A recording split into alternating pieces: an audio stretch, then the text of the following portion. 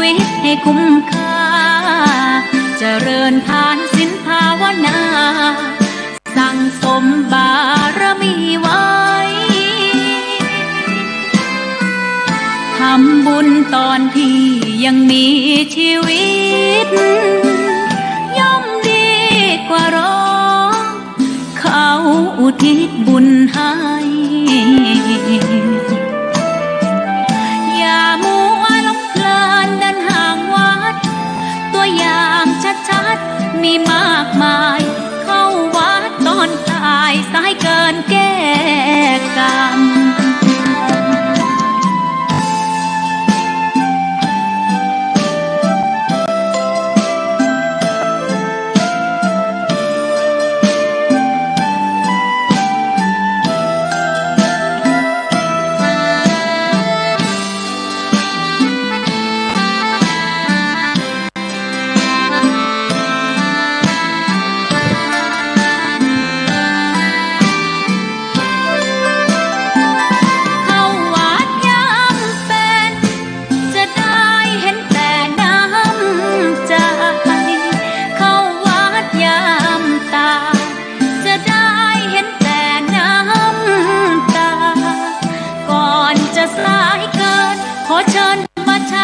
ชีวิตให้คุ้มค่า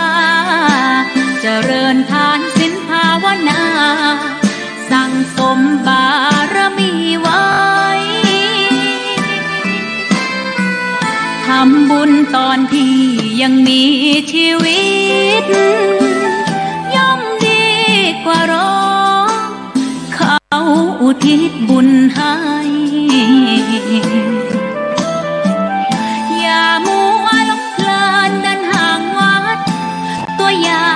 ชัดๆมีมากมายเข้าวัดตอนตายสายเกินแก้กรรมเข้าวัดยามเป็นผลบุญหนุนนำเข้าวัดยามเป็นจะได้เห็นแต่น้ำใจเข้าวัดยามตายจะได้เห็นแต่น้ำตา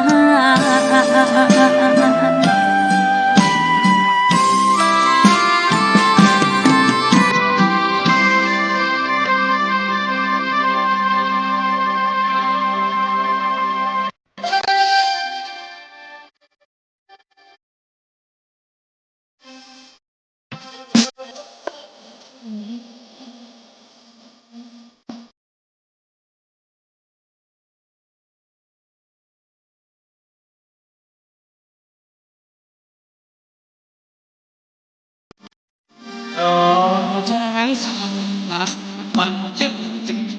น้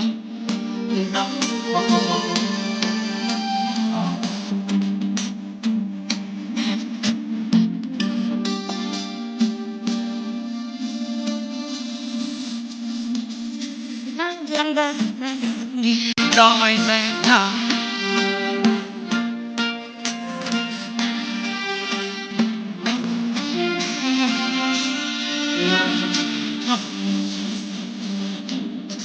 แสน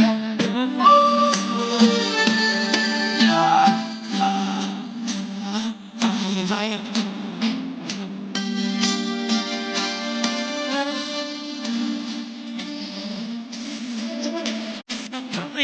ยี่ยมแรงทางแรง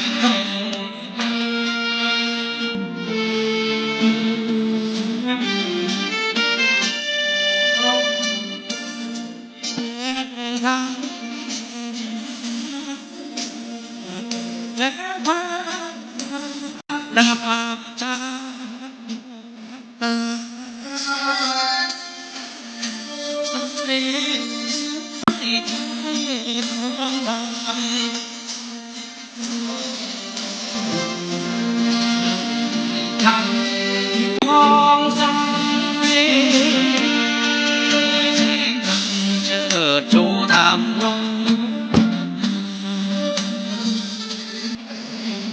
ชาแม้ผ่านยังไม่ได้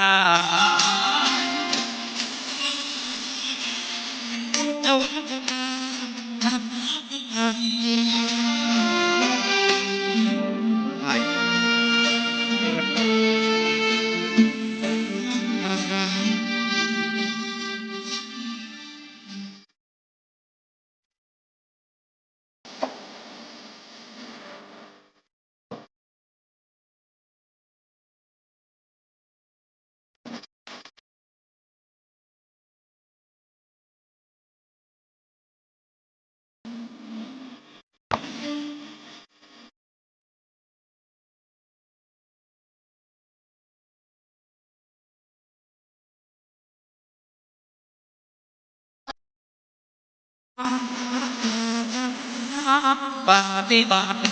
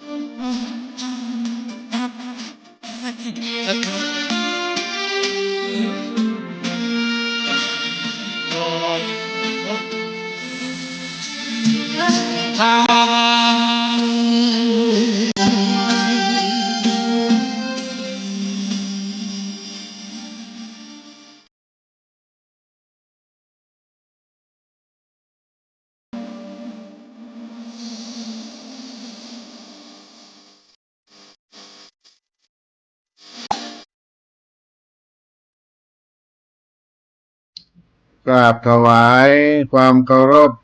พระมหาเถรานุเถระครูบาอาจารย์เจ้าทั้งหลายจุตนจุองค์เจริญสุขเจริญธรรมจงได้บังเกิดมีแก่ท่านสาธุชนพุทธบริษัททั้งหลายที่ได้สดับรับฟังธรรมะทางวิทยุคลื่น FM 104.50 เมกะเฮิรตซ์ธรรมะของคณะสงฆ์จังหวัดเชียงใหม่ก็ดีอันเป็นสถานีที่ท่านทั้งหลายได้สดับรับฟังกันตลอด24ชั่วโมงวันนี้อาตมาภาพท่านพระครูปัญญาสังฆการก็ได้มาพบกับพ่อแม่ศรัทธาสาธุชนอีกวาระหนึ่งในเมื่อค่ำยามเย็นในวันนี้เป็นวันจันทร์ที่29มิถุนายนพุทธศักราช2569ฟ้าฝนก็ทะทังหลั่งลงมาในวันนี้จุ่มเย็นตีนดอยสุเทพเจ้าบรรยากาศจุ่มเนื้อเย็นใจไปด้วยน้ำฟ้าสายฝนในวันนี้ก็เป็นวันพระวันศีลใหญ่ศีลหลวงตัวในเดือน10ปฐมะออก15ค่ำเดือน10ต้นปีนี้มีปีอาทิกมาศมีเดือน10 2 หนที่ถือว่าเป็นพิเศษก็เป็นวันศีลใหญ่ศีลหลวงแล้วมาพบกับพี่น้องท่านผู้ฟังทั้งหลายในต้นรายการวันนี้ก็ขอนำเอาสุภาษิตโบราณคำสอนเอามามาฝากกับพี่น้องท่านผู้ฟังทั้งหลายในบทสุภาษิตล้านนาไทยในบทที่ว่ากินข้าวอย่าลืมเฟืองกินเมืองอย่าลืมไพร่กินข้าวอย่าลืมเฟืองกินเมืองอย่าลืมไพร่เอามาฝากในต้นรายการวันนี้กินข้าวอย่าลืมเฟืองกินเมืองอย่าลืมไพร่ได้กินข้าวอย่าลืมฟังข้าวได้ครองเมืองก็อย่าได้ลืมไพร่ได้ดีแล้วอย่าลืมผู้สนับสนุนญาติโยมทั้งหลาย กินข้าวอย่าลืมเฟืองกินเมืองอย่าลืมไผ่ก็เป็นสุภาษิตโบราณล้านนาเอามาปั่นมาฝากท่านสาธุชนในต้นรายการวันนี้ ได้ดีแล้วก็อย่าได้ลืมผู้ที่เคยสนับสนุนจุนเจือเข้ามาเป็นบทสุภาษิตโบราณล้านนาไทยเอามาปั่นมาฝากหลอนกินข้าวแล้วเจ้าแก้วแก่นตาอย่าได้ลืมนาต่อเฟืองต้นเข้านั่งเต้นคำเหลืองกินเมืองเป็นเจ้าอย่าลืมเหล่าไตไผ่น้อยเจ้าได้ใจหวานใจบานชื่นจ้อยโปรดภายไผ่น้อยตัวไปมีสุขร่วมสุขทุกข์บ่ใจไกลเจ้าบ่ลืมไตก็รักเจ้าตอนกินข้าวแล้วเจ้าแก้วแก่นตาอย่าได้ลืมนาต่อเฟืองต้นข้าวนั่งเต้นคำเหลืองกินเมืองเป็นเจ้าอย่าลืมเหล่าไตไผ่น้อยเจ้าได้ใจหวานใจบานชื่นจ้อยโปรดภายไผ่น้อยตัวไปมีสุขร่วมสุขทุกข์บ่ใจไกลเจ้าบ่ลืมไตก็รักเจ้าหลอนกินข้าวแล้วเจ้าแก้วแก่นตาอย่าได้ลืมนาต่อเฟืองต้นข้าวนั่งเต้นคำเหลืองกินเมืองเป็นเจ้าอย่าลืมเหล่าไตไผ่น้อยเจ้าได้ใจหวานใจบานชื่นจ้อยโปรดภายไผ่น้อยไปมีสุขร่วมสุขทุกข์บ่ใจไกลเจ้าบ่ลืมไตก็ฮักเจ้าได้กินข้าวแล้วอย่าลืมท้องนาและก็สั่งข้าวและได้นั่งบัลลังก์กินบ้านครองเมืองอย่าได้ลืมเหล่าไตไผ่ไตมีความสุขร่วมทุกข์ได้ด้วยกันมาก็บ่ทิ้งได้ขว้างห่างไกลกันเจ้าบ่ลืมไตก็รักเจ้าก็เป็นสุภาษิตคำสอนเอามาปั่นมาฝากพี่น้องท่านสาธุชนผู้ฟังทั้งหลายกินข้าวอย่าลืมเฟืองกินเมืองอย่าลืมไผ่ก็ได้ดีแล้วจะได้ลืมผู้สนับสนุนของเฮาในแต่ก่อนหลังเป็นสุภาษิตเอามาปั่นมาฝากกับพี่น้องท่านสาธุชนพุทธบริษัททั้งหลายได้สดับรับฟังธรรมะกันตังสถานีวิทยุคลื่น 104.50 เมกะเฮิรตซ์สถานีวิทยุธรรมะวัดฝ่ายหินตำบลสุเทพอำเภอเมืองจังหวัดเชียงใหม่อาตมาภาพได้มาดำเนินรายการเมื่อค่ำยามเย็นในวันนี้ก็เป็นวัดสลีโสดาพระอารามหลวงพระธรรมจาริกได้มาดำเนินรายการพบกับพี่น้องท่านสาธุชนผู้ฟังทั้งหลายวันนี้อาตมาภาพได้มีโอกาสได้รับอาราธนาจากคุณป้อร้อยตำรวจเอกสุธรรมคุณแม่นวนิชหรือแม่จันหอมปุญโยซึ่งเป็นศรัทธาที่ได้ทำบุญวัดวาอารามต่างๆและก็ฟังธรรมะทางสถานีวิทยุโดย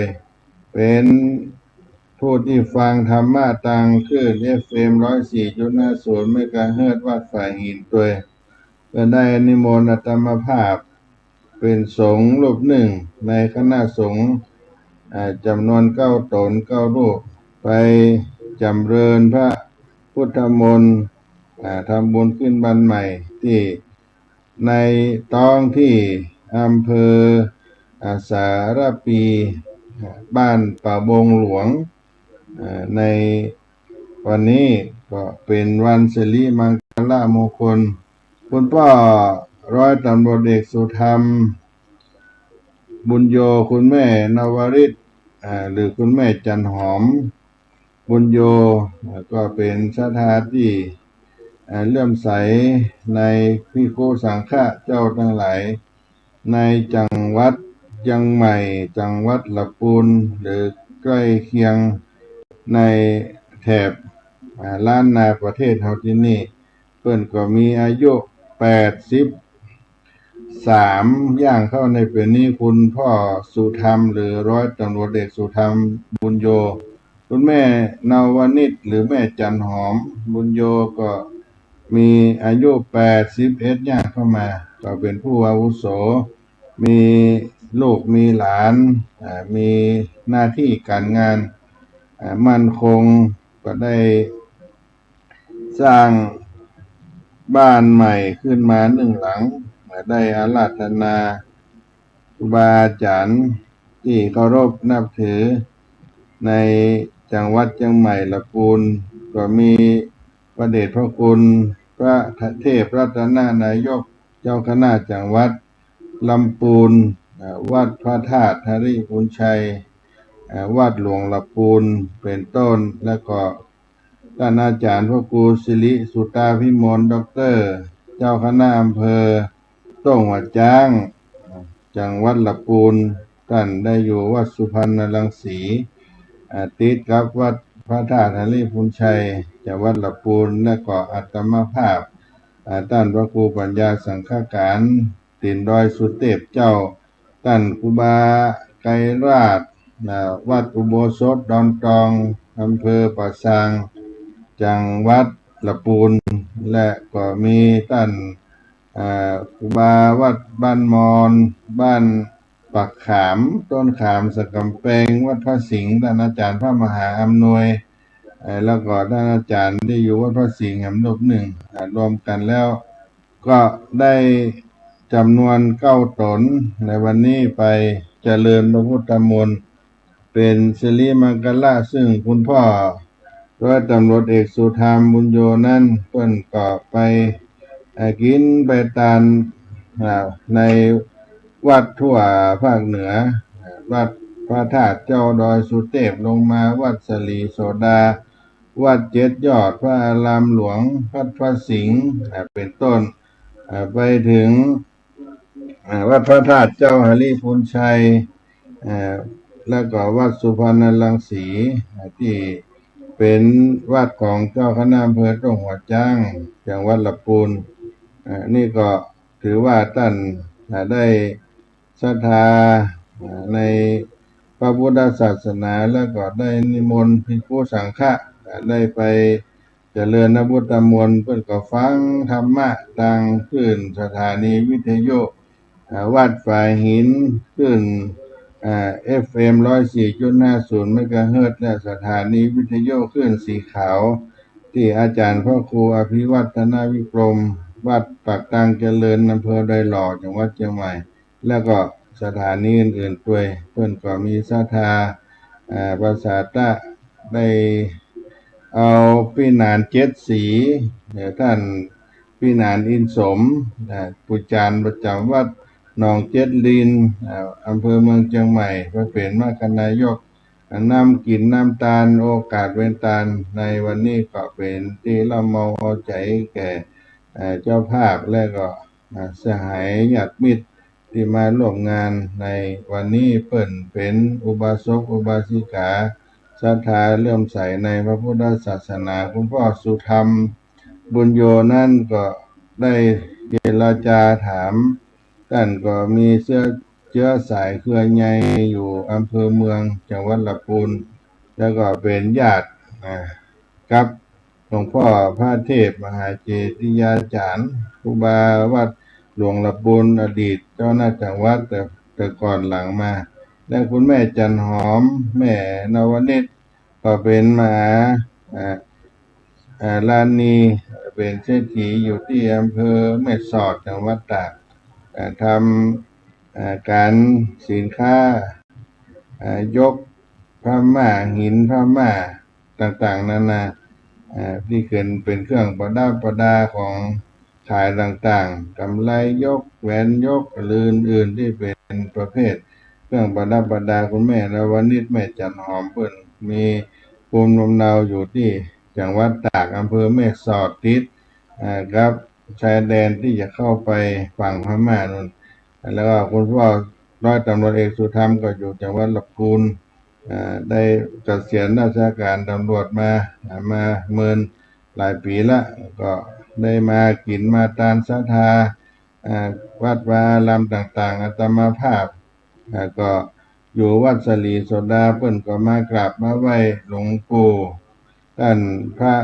ธรรมวชิราโกศลพระเดชพระคุณเจ้าวาดวัดสลีโสดาด้วยเพราะนั้นวันนี้เปิ้นก็ได้อาราธนาอาตมาภาพ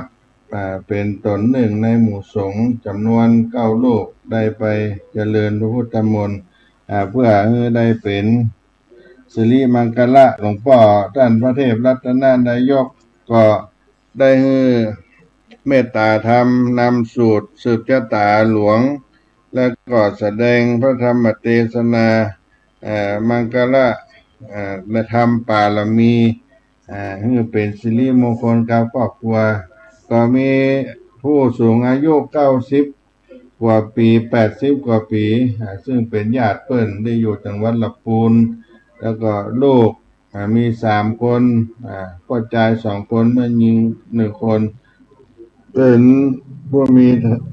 แต่หน้าที่การงานเป็นข้าราชการเป็นผู้ทำงานในสังคมก็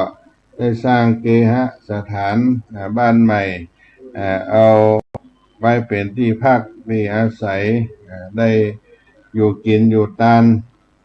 เป็นร่มโพล่มไทรของคณะลูกหลานทั้งหลายอาตมาภาพก็มีโอกาสได้ไปร่วมพิธีหลวงพ่อพระเทพรัตนนายกเจ้าคณะจังหวัดลำพูนวัดพระธาตุทะเลพูนชัยเจ้าคณะอำเภอตงหัดจ้างท่านพระครูศิริสุตตาพิมลวัดสุพรรณรังสีอำเภอเมืองจังหวัดลำพูนและก็อาตมาภาพวัดสลีโสดาเชียงใหม่ท่านครูบาไกรลาภอุโบสถดอนตองท่านครูบาวัดบ้านมอนแล้วก็วัดพระสิงห์วัดต้นขามอำเภอสันกำแพงถึง9 รูปวันนี้ก็ถือว่าเป็นสิริมงคลแก่เจ้าหอเจ้าเฮือนเจ้าเกหสถานผู้ได้กินได้ทานได้ทำบุญในวันนี้เป็นวันบูชาในคุณพระแก้วเจ้าทั้ง3 ประการโดยนี่ก็หรือว่าเป็นสิริมังคละท่านทั้งหลายอาตมาภาพเคยได้ไปพบข้อมูลสาระแห่งธรรมเกี่ยวกับมังคละมงคลในการขึ้นบ้านใหม่ทำบุญขึ้นบ้านใหม่นี่ก็มีสาระเนื้อหาที่เป็นสิ่งที่พอจะเป็นประดับประดาปุญญาบารมีแก่ท่านทั้งหลายว่าการขึ้นบ้านใหม่เป็นอภิรักษ์การแก่เจ้าภาพที่ได้มีโอกาสทำบุญในบุญพิธีนั่นเป็นพิธีทำบุญเป็นประเพณีของเจ้าพุทธของเฮาศาสนิกชนเฮาท่านทั้งหลายและก็เป็นการเกี่ยวข้องกับวิถีชีวิตของคนเฮาทั้งหลายส่วนมากทำกันเกี่ยวกับงานฉลองต่างๆเพื่อให้เกิดเป็นสิริมังคละเป็นมงคลทั้งหลายเหล่านี้ในการทำบุญประเพณีวิถีชีวิตของเจ้าพุทธศาสนิกชนก็นำเอาพระพุทธศาสนาไปเป็นส่วนหนึ่งให้เกิดเป็นสิริมังคละเป็นพิธีนั่นเกิดขึ้นก็มาเป็นแบบเป็นแผนเป็นการปฏิบัติสืบต่อกันมาแต่โบราณพิธีทำบุญหรือปุญญพิธีนั้น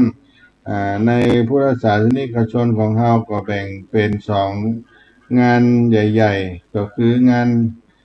ทำบุญสิริมงคลมังคละกรรมต่างๆและงานอวมงคลต่างๆเป็นงานที่ในพระพุทธศาสนาอยู่2 งานนอกจากนี้ก็ยังมีการทำบุญเกี่ยวกับส่วนรวม การทำบุญของพุทธศาสนิกชนในหมู่บ้านตำบลอำเภอจังหวัดหรือสูงขึ้นไปทั่วอาณาจักรทั่วประเทศฉะนั้นการทำบุญการขึ้นบ้านใหม่นี่ก็ถือว่าเป็นการทำบุญเป็นมงคลได้ถวายภัตตาหารไตรญาติทานต่างๆแก่พระภิกษุผู้เป็นเนื้อนาบุญที่ได้อาราธนามาเจริญพระพุทธมนต์ได้ถวายภัตตาหารมีการถวายทานมีการฟังธรรมเทศนาจากพระสงฆ์เป็นสิริมังคละแก่เจ้าภาพเจ้าศรัทธาแล้วก็ผู้ที่ไปร่วมงานเป็นมิตรแก้วสหายก็ได้รับความเป็นมงคลอันนี้แก่หมู่แก่คณะ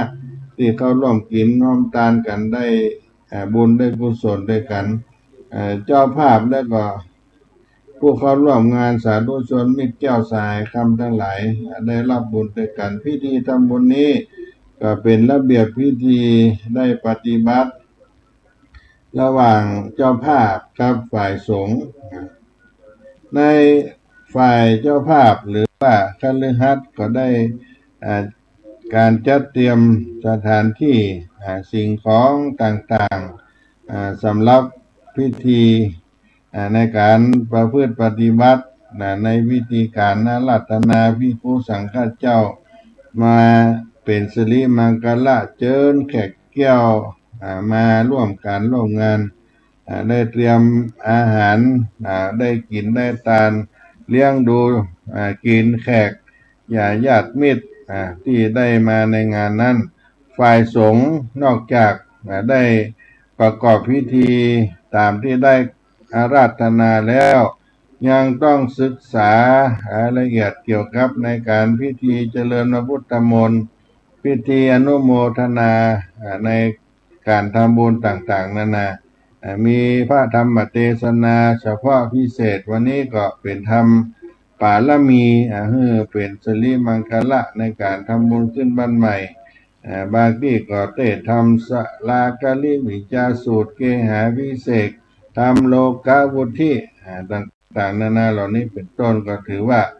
เป็นบุญกุศลนั้นพิเศษเกี่ยวกับการขึ้นบ้านใหม่ในการทำบุญลักใหญ่เจ้าพุทธของเฮาก็ถือว่าจะสำเร็จเป็นปุญญพิธีอย่างแท้จริงก็ย่อมสำคัญอยู่ที่ฝ่ายพิธีในพิธีฝ่ายสงฆ์ดังนั้นพระสงฆ์ผู้ประกอบพิธีก็จึงต้องมีพิธีพิธานเป็นพิเศษมีความเก่งคาดในการปฏิบัติหน้าที่ของพระสงฆ์ลำดับพิธีการให้เกิดความเป็นสิริมงคลเป็นมังคละเจ้าภาพได้อาราธนาขึ้นบ้านใหม่ก็เป็นบุญเป็นการได้เฮือทานในมังคละอันนี้เกิดขึ้นในลักษณ์การทำบุญนั้นเจ้าภาพญาติมิตรทั้งหลายก็ถือว่าวันนี้เป็นวันที่ได้สร้างกุศลให้เกิดความสุขความเจริญความสุขของคนเฮานั้นมีสุข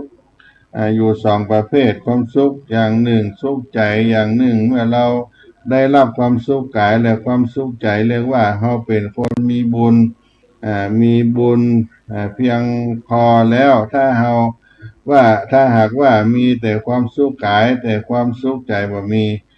สุขสองประเภทนี้คือสุขกายและสุขใจเฮาก็ยังมีบุญบ่เพียงพอยังขาดปัจจัยที่5คือธรรมะท่านที่ทำบุญเป็นเจ้าภาพ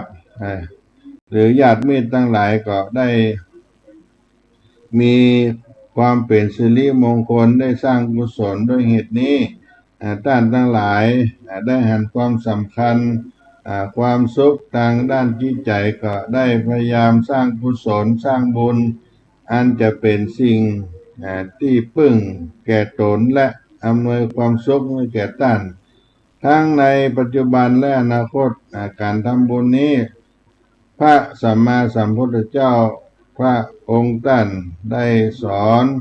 ให้เราได้ประพฤติปฏิบัติกันบ่อยๆและพยายาม ทำความพอใจในบุญนั้นเพราะว่าการที่เฮาสะสมสั่งสมบุญหรือคุณงามความดีนั้นเป็นสิ่งที่อำนวยความสุขให้แก่เฮาอย่างแท้จริงท่านทั้งหลายได้เข้าใจว่าคำว่าบุญนี้บ่ใช่หมายถึงวัตถุต่างๆแต่คำว่าบุญก็หมายถึงธรรมชาติอย่างหนึ่งที่เกิดขึ้นที่ใจเมื่อกล่าวโดยเหตุแล้วก็ได้แก่ธรรมชาติที่ชำระจิตใจให้ใสสะอาดให้ผ่องให้ใสโดยผลแล้วก็ความสุขที่เกิดจากทางจิตนั้นก็คือตัวบุญทีนี้บุญที่เรากระทำทั้งนี้เกิดขึ้นได้หลายตังเมื่อจะกล่าวโดยย่อแล้วก็มีอยู่3ตังคือตานะไมยบุญบุญที่เกิดจากการให้ทานอย่างหนึ่งศีลไมยบุญที่เกิดจากการรักษาศีลอย่างหนึ่งภาวนาไมยบุญที่เกิดจากการเจริญภาวนาอย่างหนึ่งการทำบุญขึ้นบ้านใหม่ถือว่าเป็นตานะไมยเป็นการให้ทานท่านผู้เป็นเจ้าภาพญาติมิตรแขกแก้วมาเฮือนทุกท่านได้ให้ทานแล้วเมื่อได้ให้ทานแล้วจิตใจของเฮาก็จะเป็นอย่างไรท่านเคยสังเกตดูว่าเริ่มต้นที่จะให้กินทานต่างๆนานาก็ต้องมีความคิดดีก่อนเราต้องคิดดีก่อนมีใจเป็นกุศลมีจิตอันประกอบไปด้วยศรัทธาหันคุณประโยชน์แก่ผู้อื่นและก็เป็นประโยชน์แก่พระพุทธศาสนาเป็นประโยชนะแก่ตนเองเราก็ได้เมื่อทานในด้านต่างๆจิตใจมีความคิดดีมีความเลื่อมใสศรัทธาผ่องใสปลื้มปิติยินดี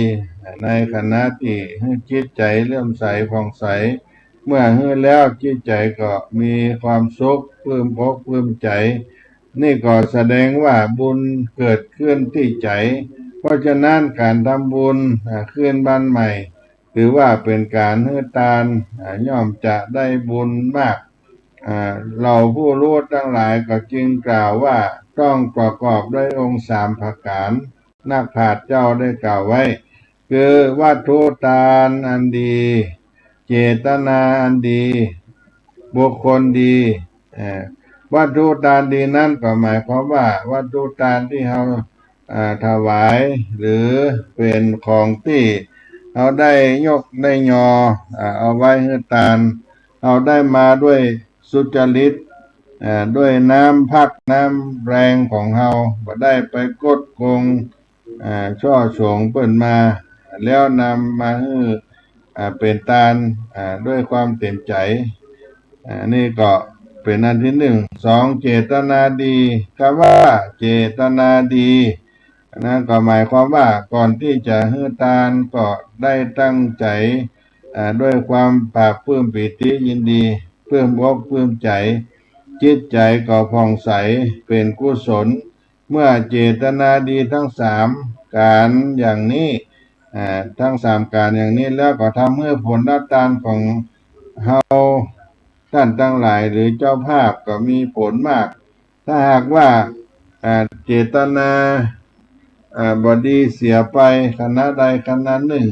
บางทีก่อนเฮือทานต่างๆนานาใจบ่ม่วนบ่งานมีจิตไปในด้าน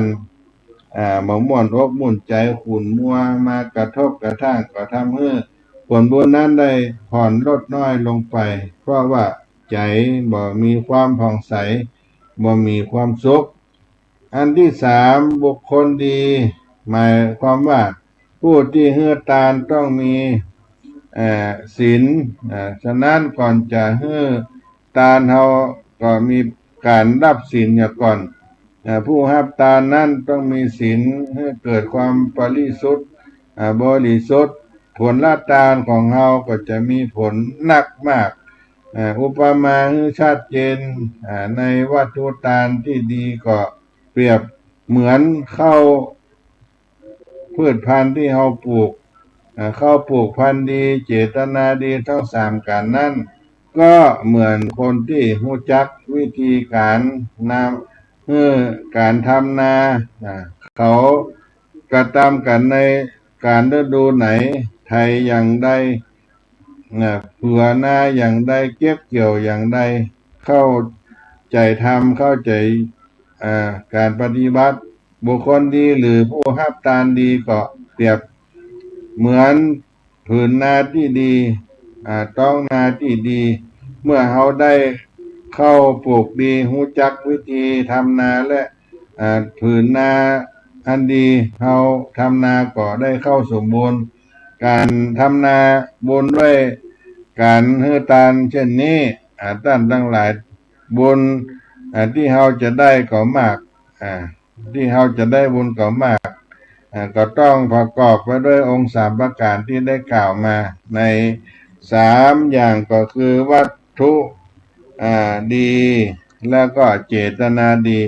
เป็นบุคคลที่ดีการทำบุญเกหะพิเศษกหรือการขึ้นบ้านใหม่ตามประเพณีพิธีกรรมเจ้าภาพเปิดได้เชิญแขกแก้วมาร่วมกินหอมตาลมีการไหว้พระสมาทานศีลการรักษาศีลการชำระล้างจิตใจให้สะอาดผ่องใสทั้งทางกายวาจาใจต้องประกอบไปด้วยคุณธรรมหลายประการมีหิริความละอายต่อบาปละอายแก่ใจในการกระทำบาปมีโอตตัปปะความเกรงกลัวต่อบาปทั้งในที่แจ้งและที่ลับมีสติที่จะได้สำรวมระวังศีลของตนนั้นไว้การจะทำอันหยังทางกายหรือจะอันหยังทางวาจาเฮาก็จะต้องมีสติสัมปชัญญะมีความระลึกรู้และก็มีความคิดอันรอบคอบการกระทำของเฮาทางกายก็ดีทางคำพูดคำจาทางวาจาก็ดีหรือการคิดอันหยังทางใจก็ดีเป็นไปเพื่อความเดือดร้อนตนหรือเปล่าหรือไม่เมื่อ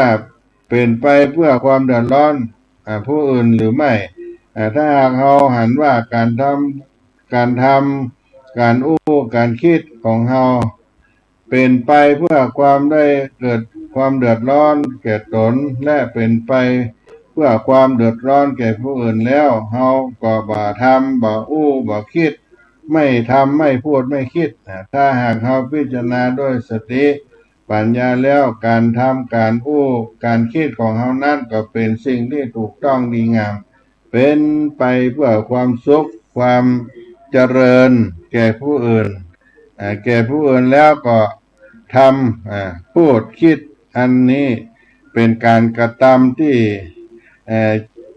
จิตว่าเป็นบุญเป็นศีลเป็นเจตนางดเว้นบ่ได้ทำชั่วทางกายทางวาจารักษาศีลที่เป็นตัวศีลที่แท้จริงและก็จะทำให้ศีลของเรามีความบริสุทธิ์หรือได้ผลสมบูรณ์ผลอันเนื่องมาแต่การให้ทานรักษาศีลในการทำบุญประเพณีขึ้นบ้านใหม่ก็ถือว่าเป็นการทำบุญด้วยการเจริญภาวนาหมายถึงการอบรมจิตให้เกิดความสงบและเกิดปัญญารู้แจ้งเห็นจริงในสภาวะธรรมความเป็นธรรมดาของสิ่งทั้งหลายแม้แต่เจ้าภาพและญาติมิตรที่มาฟังเทศน์อย่างนี้ก็เป็นการเจริญภาวนาอย่างหนึ่งเมื่อจิตใจของท่านสงบก็จะเกิดปัญญาดังคำที่ว่าจิตของผู้สงบย่อมเห็นสิ่งต่างๆตามความเป็นจริงของมันเองดังนั้นหลักการทำบุญตามประเพณีของเจ้าพุทธทางพระพุทธศาสนาก็มีโดยย่ออยู่10ประการการให้ทานการรักษาศีลการเจริญภาวนาการประพฤติอ่อนน้อมถ่อมตนต่อผู้ใหญ่ การช่วยขวนขวายในกิจเป็นบุญการให้ส่วนบุญการอนุโมทนาส่วนบุญที่ผู้อื่นทำการฟังธรรมการสอนธรรมและความเห็นชอบเหล่านี้ก็ถือว่าเป็นหลักการบรรทัดฐานเพื่อประเพณีแห่งชีวิตของเราทุกคนที่นับถือพระพุทธศาสนาเป็นหลักปฏิบัติสืบไปเจ้าภาพญาติมิตรมิตรแก้วสหายที่มาร่วมท่านทั้งหลายเมื่อประมวลแห่งความเป็นธรรมะนี้การให้บุญทานในการขึ้นบ้านใหม่ก็ดีทำบุญบ้านก็ดีถือว่าเป็นผลพวงแห่งความสำเร็จแก่ชีวิตประการหนึ่งเพราะการหาทรัพย์ได้มาโดยสุจริตธรรมเป็นอุตตมะมังคละแก่ชีวิตตนได้รับความพอยินดีจากญาติมิตรพร้อมกับความสรรเสริญในทางที่ดีแก่ท่านเจ้าภาพเพราะผลแห่งการบำเพ็ญบุญมีการให้ทานรักษาศีลเจริญภาวนาและแผ่เมตตาแก่สรรพสัตว์เป็นเบื้องต้นในโอกาสนั้นเป็นมังคละที่ได้กระทำบุญเกิดขึ้นในการขึ้นบ้านใหม่อะไรต่างๆเหล่านี้ก็ถือว่าเป็นสิริมงคลที่เกิดขึ้นกับเจ้าภาพกับผู้มาร่วมงานด้วยชีวิตของเราต้องมีพิธีเกิดขึ้นอันเป็นสิ่งที่ดีงามในทางพระพุทธศาสนามีศรัทธาในพระพุทธศาสนาก็จะมีความเจริญงอกงามในวิถีชีวิตของเราก็เป็นโอกาสมงคลที่ได้ไปร่วมการมังคละในวันนี้เป็นวันที่ได้ไปร่วมบุญกับคุณพ่อร้อยตำรวจเอกสุธรรมคุณแม่นวนิชแม่จันหอมบุญโยที่บ้านป่าบงสระปีเชียงใหม่ก็ได้ไปฉันภัตตาหารเพลไปสนทนาธรรมกับพระมหาเถระอุบาอาจารย์จากจังหวัดลำพูนจังหวัดเชียงใหม่หลายตนหลายองค์ในวันนี้เจ้าภาพญาติมิตรก็มีความสุขอกสุขใจได้กินได้ทานได้สร้างบุญสร้างบารมีกับการได้ให้ทานแก่พระสังฆเจ้าทั้งหลายตัวก็ขอบุญบารมีนี่ปกปักรักษาให้คุณพ่อ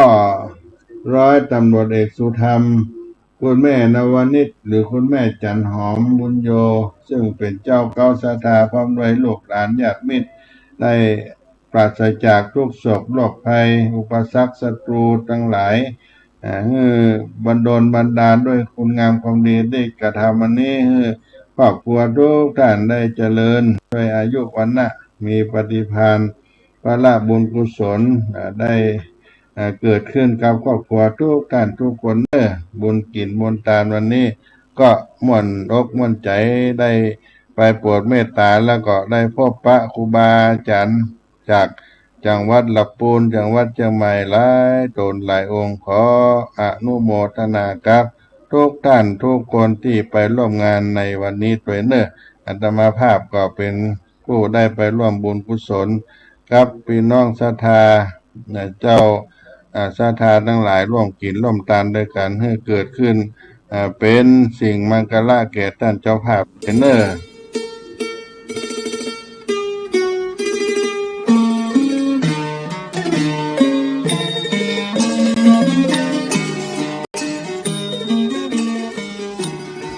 การบรรพชาอุปสมบทในปีนี้ในโอกาสนี้ขอเจริญพรเชิญชวนพุทธศาสนิกชนทั้งหลายได้ร่วมบุญบรรพชาอุปสมบทราษฎรบนพื้นที่สูงประจำปีพุทธศักราช 2569 ปีที่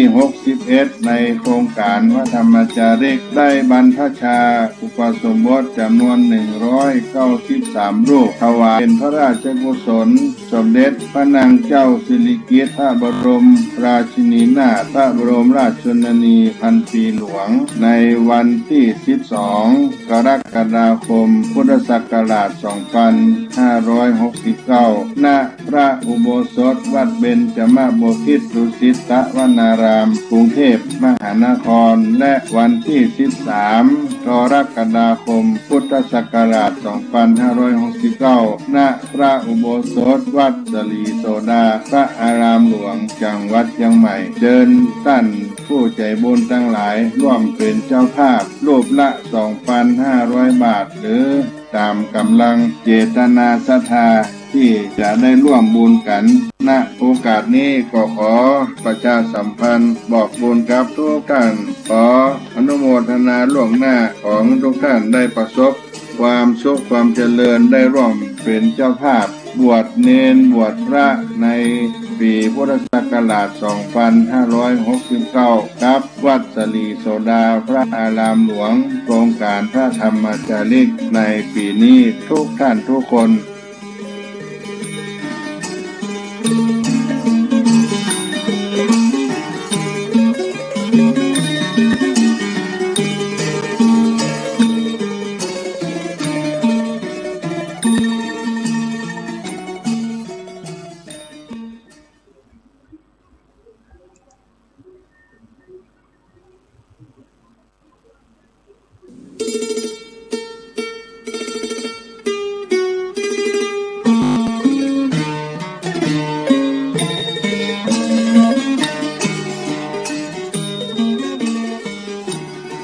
การบรรพชาอุปสมบทในปีนี้ในโอกาสนี้ขอเจริญพรเชิญชวนพุทธศาสนิกชนทั้งหลายได้ร่วมบุญบรรพชาอุปสมบทราษฎรบนพื้นที่สูงประจำปีพุทธศักราช 2569 ปีที่ 61 ในโครงการพระธรรมจาริกได้บรรพชาอุปสมบทจำนวน 193 รูปถวายเป็นพระราชกุศลสมเด็จพระนางเจ้าสิริกิติ์พระบรมราชินีนาถพระบรมราชชนนีพันปีหลวงในวันที่ 12 กรกฎาคม พุทธศักราช 2569 ณ พระอุโบสถวัดเบญจมบพิตรดุสิตวนาราม กรุงเทพมหานคร และวันที่ 13 กรกฎาคม พุทธศักราช 2569 ณ พระอุโบสถวัดสลีโสดา พระอารามหลวง จังหวัดเชียงใหม่เชิญท่านผู้ใจบุญทั้งหลายร่วมเป็นเจ้าภาพรูปละ 2,500 บาท หรือตามกำลังเจตนาศรัทธาที่จะได้ร่วมบุญกันณโอกาสนี้ก็ขอประชาสัมพันธ์บอกบุญกับทุกท่านขอ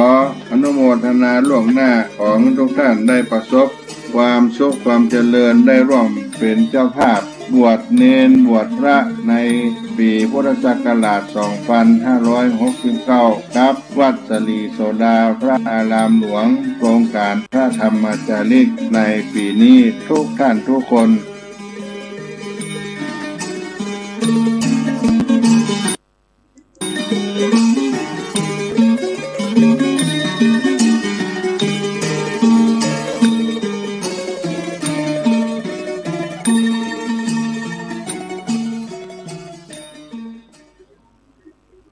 ใหม่ Oppo Reno 16 Series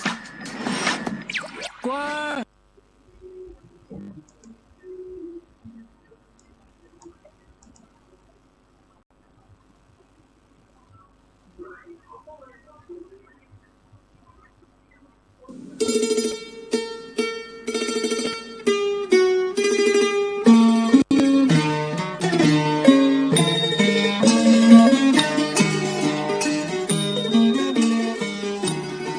การบรรพชาอุปสมบทในปีนี้ในโอกาสนี้ขอ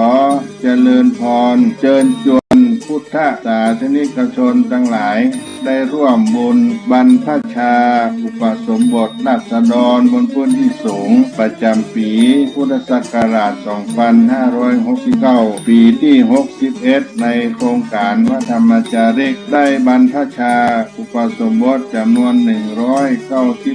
รูปถวายเป็นพระราชกุศล สมเด็จพระนางเจ้าสิริกิติ์พระบรมราชินีนาถพระบรมราชชนนีพันปีหลวงในวันที่12 กรกฎาคมพุทธศักราช 2569 ณ พระอุโบสถวัดเบญจมบพิตรดุสิตวนารามกรุงเทพมหานครและวันที่13 กรกฎาคมพุทธศักราช 2569 ณ พระอุโบสถวัดสลีโสดาพระอารามหลวงจังหวัดเชียงใหม่เชิญท่านผู้ใจบุญทั้งหลายร่วมเป็นเจ้าภาพรูปละ 2,500 บาทหรือตามกำลังเจตนาศรัทธาที่จะได้ร่วมบุญกันณโอกาสนี้ก็ขอประชาสัมพันธ์บอกบุญกับทุกท่านขออนุโมทนาล่วงหน้าของทุกท่านได้ประสบความสุขความเจริญได้ร่วมเป็นเจ้าภาพบวชเณรบวชพระในปีพุทธศักราช 2569 ครับวัดสลีโสดาพระอารามหลวงโครงการพระธรรมจาริกในปีนี้ทุกท่านทุกคน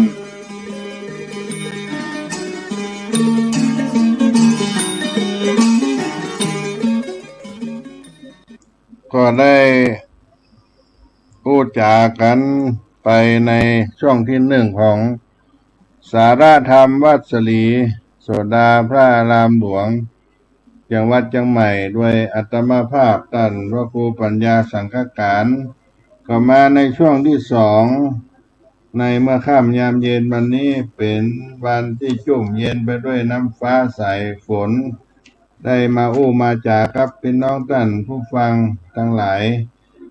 การทำบุญมูลนิธิ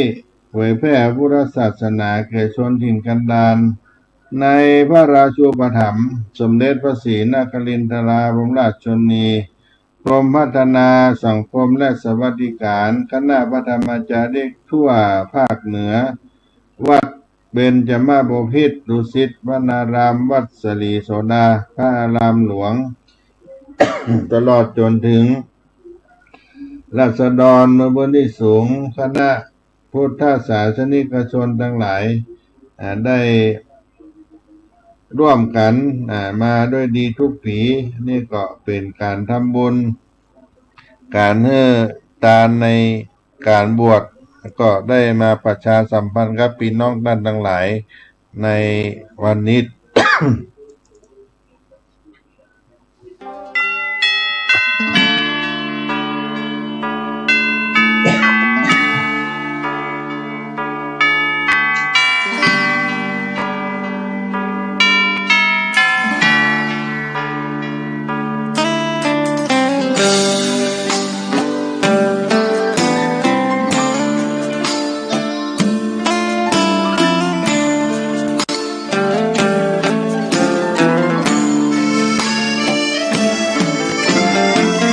เชิญชวนทุกท่านเข้าวัดเข้าวา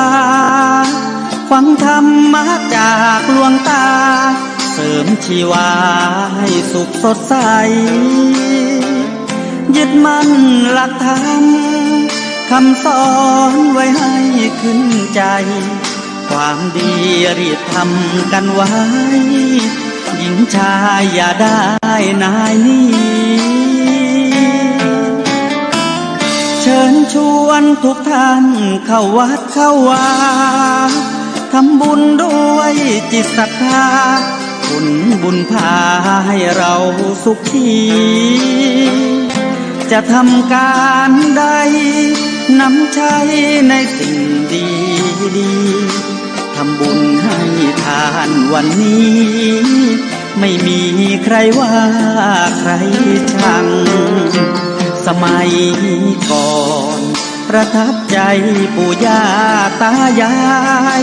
วันพระไม่เคยเบื่อหน่ายจำได้ไม่ลืมสักครั้งเหตุใดวันนี้มีคนเข้าวัดน้อยจังอยากให้เหมือนก่อนอีกครั้งฝากความหวังกับคนรุ่นใหม่เชิญชวนทุกท่านเข้าวัดเข้าวารับศีลรับพรหลวงตา เสริมคุณค่าให้กับจิตใจกระทำความดีเรื่องนี้ไม่ต้องอายใครว่างจากการงานเมื่อใดเชิญชวนท่านไปทำบุญ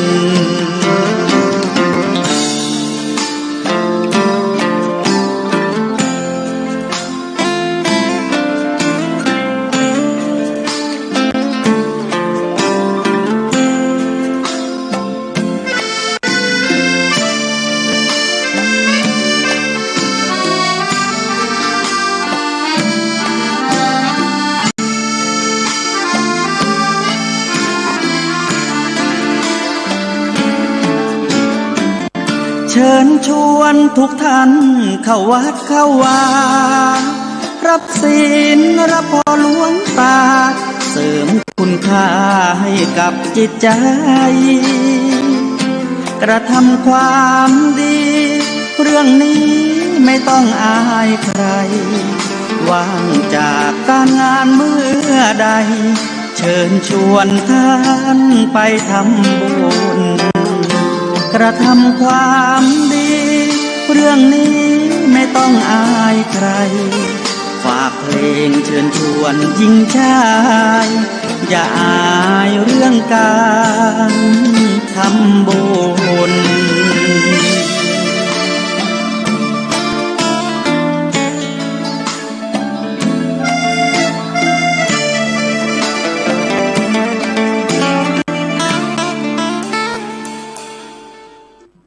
ก็ขออภัยครับท่านผู้ฟังในช่วงเวลาที่ได้เปิดฟังสาระธรรมของวัดสลีสุดาในช่วง อาตมาภาพได้อู้จากไปก็มีเกิดความคันเคืองคอ เกิดการไอเกิดขึ้นก็ได้พักได้รับฟังกีตาธรรมไปช่วงหนึ่งก็มามาจากกันต่อเนาะเนื่องจากอากาศมันเย็นแล้วก็ทำให้อาการไอมันเกิดขึ้นก็ขอสุมาภัยกับท่านผู้ฟังทั้งหลายด้วยมามาจากกันถึงที่เรื่องงานบรรพชาอุปสมบทปีนี้ก็รวมผู้ที่ได้มาสมัครเข้าบวชในปีนี้200ป่ายญาติโยม200ป่ายนี่ก็ถือว่าเป็นบุญเป็นบารมีที่จะได้ร่วมกินหอมตาลกันนะครับ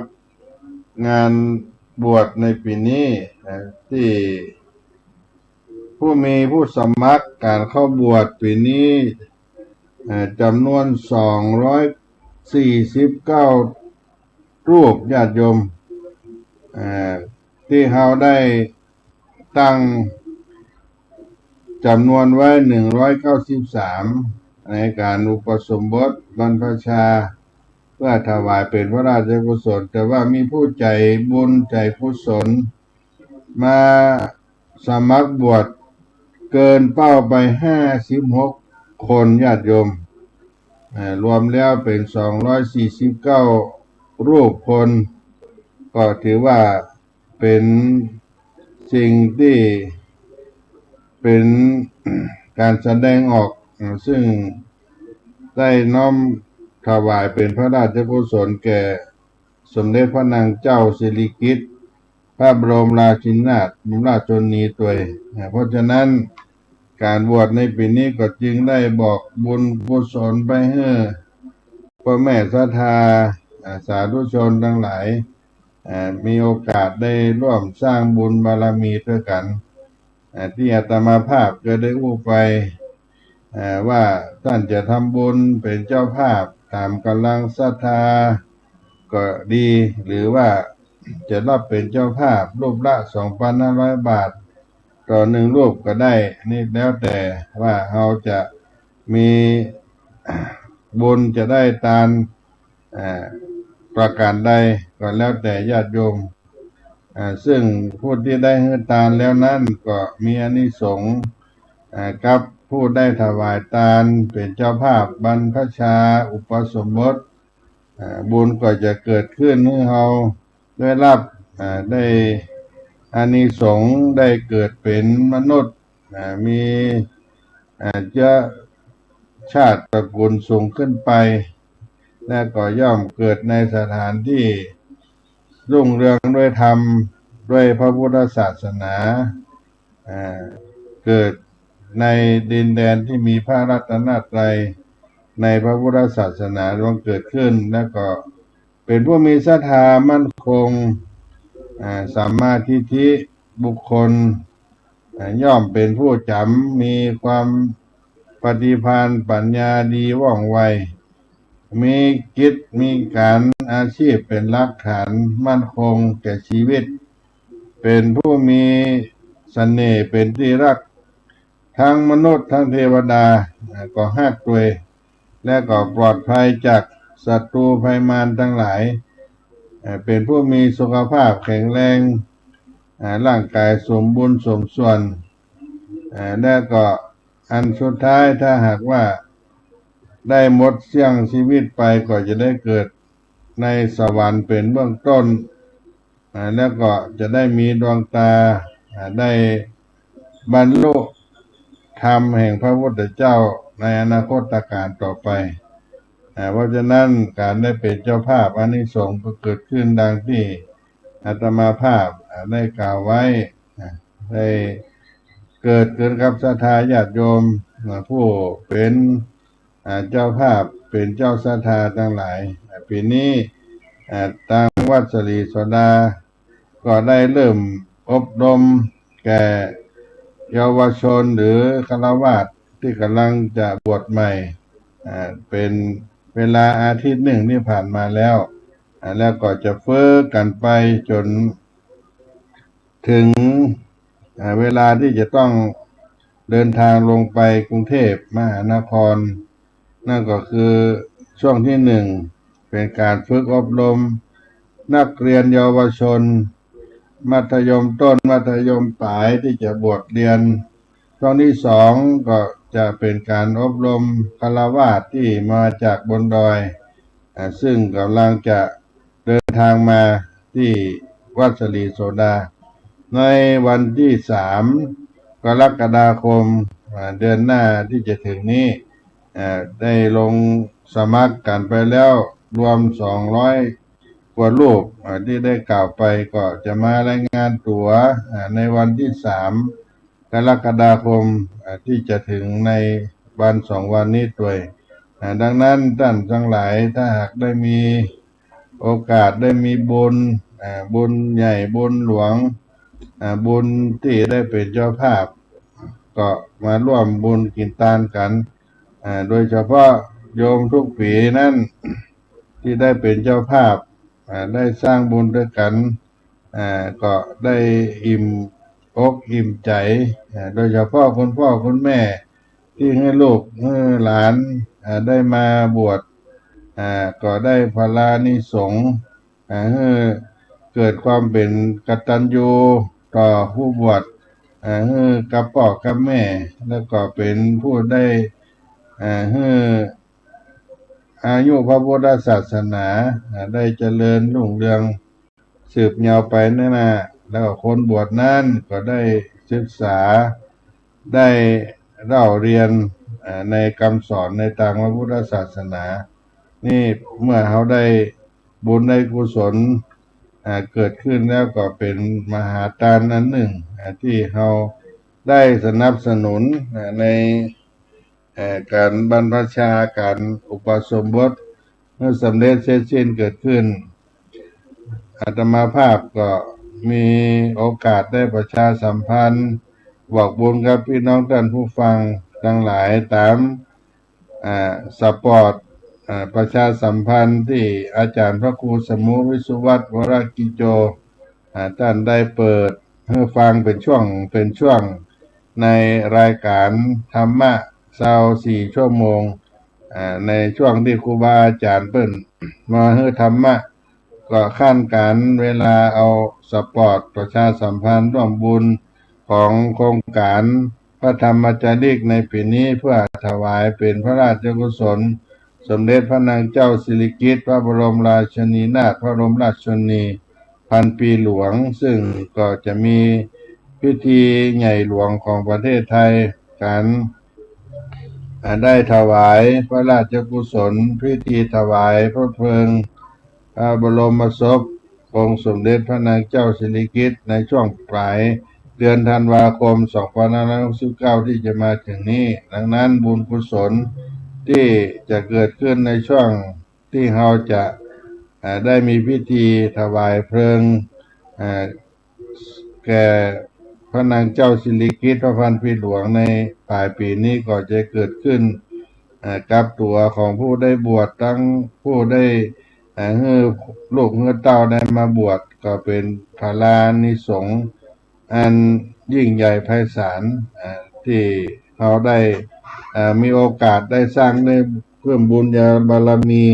ครับพ่อแม่ศรัทธาญาติโยมทั้งหลายนี่ตัวดังนั้นวัดศรีโสดาพระอารามหลวงจังหวัดเชียงใหม่ในนามของพระเดชพระคุณพระธรรมวชิรโกศลเจ้าอาวาสวัดศรีโสดาพระอารามหลวงหลวงพ่อเจ้าคุณใหญ่วัดศรีโสดาก็ขออนุโมทนากับผู้ได้สนับสนุนในการบรรพชาในการอุปสมบทในครั้งนี้โดยขออนุโมทนาไว้ณโอกาสนี้ด้วยและท่านใดมีโอกาสที่จะมาร่วมสร้างบุญสร้างบารมีครับวัดศรีโสดากับโครงการพระธรรมจาริกวัดเบญจมบพิตรมูลนิธิเผยแพร่พุทธศาสนากรมพัฒนาสังคมที่เป็นเจ้าภาพเตรียมการเตรียมงานแล้วก็มีศรัทธาสาธุชนมากพวงหลงหลายมาสนับสนุนด้วยปัจจัยด้วยสิ่งของต่างๆนานาเหล่านี้ก็คืออายุแก่พระพุทธศาสนาได้ยืนยาวไปก็ขออนุโมทนาไว้ณโอกาสนี้ด้วยวันนี้อาตมาภาพได้มีโอกาสมามาจาก็ขอล่ำลารายการไว้เพียงตัวอีก่อนค่อยป้าค่อยพบกันในคราวต่อไปขอความสุขสวัสดีจงมีแก่พี่น้องท่านผู้ฟังทั้งหลายจู้ผู้ในคนก็มาเจอกันใหม่ในการต่อไปจัตตารโอธรรมาวัฏันติอายุวันโนสุขังพะลัง